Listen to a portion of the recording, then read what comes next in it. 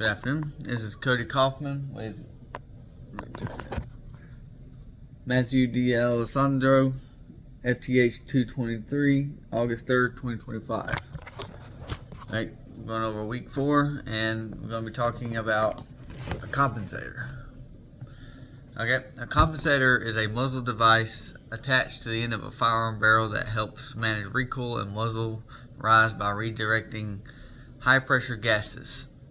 When a bullet is fired, these gases not only propel the projectile forward but also exert force backward and upward, causing the muzzle to lift.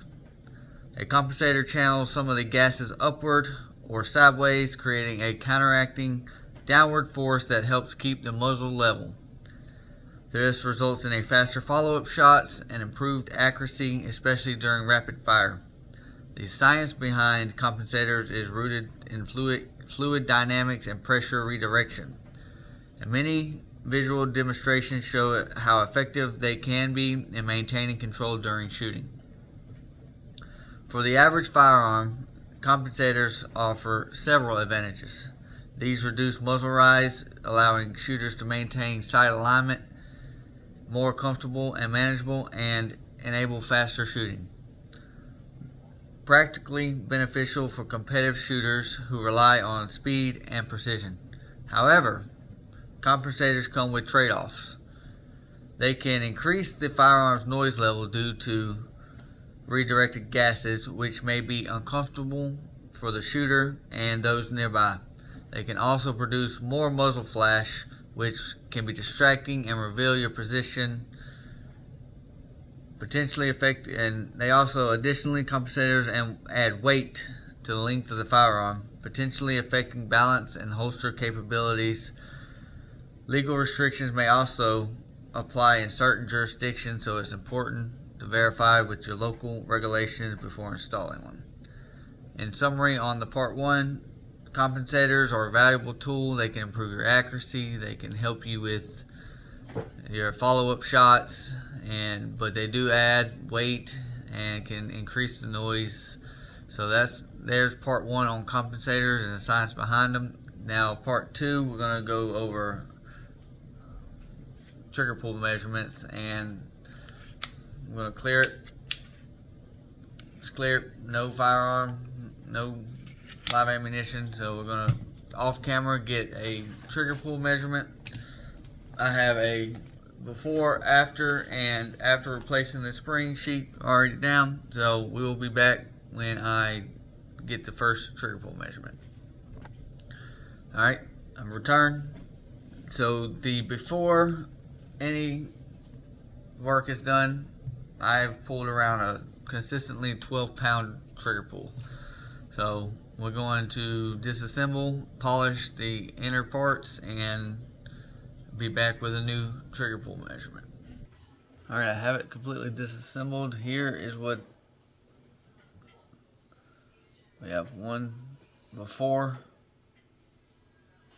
and the sear before. So we're going to get to polishing, and then I'll show you the results afterwards. Alright, after stoning and polishing, it's got that little nice shine to it now. And for the sear, we got the sear face was polished and stoned. So now I'm going to reassemble and get a new measurement for trigger pull. Alright, so after the polishing and stoning of the trigger components, it knocked off 4 pounds. So we're down to 8 pounds trigger pull, and we're going to replace the springs here now. So I'm going to disassemble again and replace the springs with some new ones. So I'll be back after disassembling. Alright, I'm back, but I forgot one part, is the trigger feel. For the before any polishing, the trigger feel, I had a long trigger pull, and then the after polishing, I had it was still kind of long, but it was shorter than before polishing. So now back to getting this power springs replaced, so I'll be back. Alright, I got it fully reassembled and new springs in it. So now we're going to perform, well, first let's get to the trigger pull.